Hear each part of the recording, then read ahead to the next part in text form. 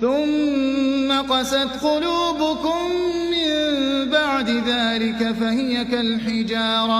فهي كالحجارة أو أشد قسوة وإن من الحجارة لما يتفجر منه الأنهار وإن منها لما يشقق فيخرج منه الماء وإن منها لما يهبط من خشية الله وما الله بغافل عما تعملون.